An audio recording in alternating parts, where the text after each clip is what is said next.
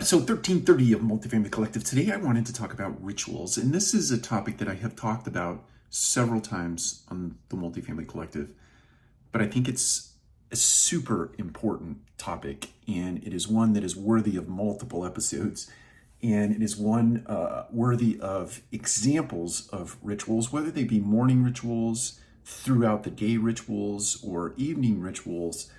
I think that there are important staples that people should have in their life. That's just one guy's opinion. Doesn't mean that everybody should operate the same way. Certainly shouldn't. Life would be pretty boring if that were the case.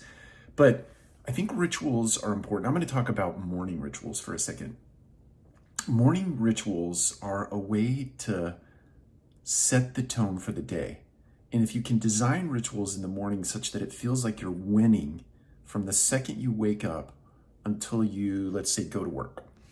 If you use that time from waking to departure to work as a way to prime, I literally call it prime time. So there's a little section in my morning thing,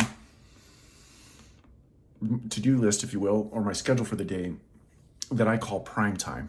And my prime time is between 6 and 8 o'clock. Even though I get up at 5 o'clock and I exercise, between 6 and 8, I do a series of morning readings, journal entries, nutrition, coffee certainly, but some other things that I do to make sure that I get myself set, heart, body, mind, and soul. So I try to touch each one of those areas of my life in a way of priming the pump, if you will. Zig Ziglar told a great story many, many years ago where hopefully you can imagine this for a second for those of you who've not ever seen one of these, but so I'm hopefully playing on the past in respect that some of you have seen this. But I grew up on a farm. It was not really a farm, but it was very near farmland, and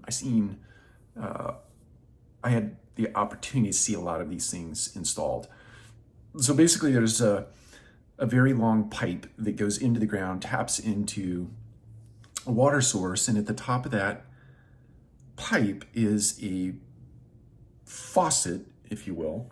But these particular faucets, you had to literally lift a lever and pump the lever. The old-fashioned ones had a very long lever on it, but the ones I'm speaking of had a very short lever. So you literally would pump the lever, who knows, 10 to 20 times, and you had to keep it going. The second you let it go, the water would literally, what you were doing was getting the water up from the ground out of the pipe. But if you stopped pumping, the water would literally go back down. So you had to keep it pumping. So 20 to 25 times, I'm making that number up. It was quite a few times, and the water would come out. Once the water would come out, you could stop priming the pump, and the water would just stream endlessly until you shut the pipe. So it's like that for your day. The analogy I'm trying to draw, taking a long time to get there, just bear with me. The analogy I'm trying to get to is, or the analogy I'm using to get to the point is, you have to prime the pump as it relates to your day. You have to prime the pump personally, heart, body, mind, and soul.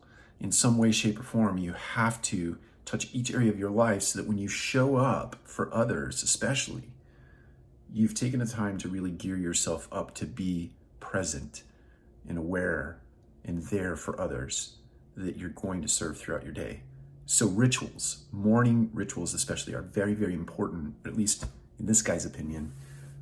So I'd like to hear about some of yours. If you have morning rituals, please feel free to share those in the comments. I think they'd be useful to the community.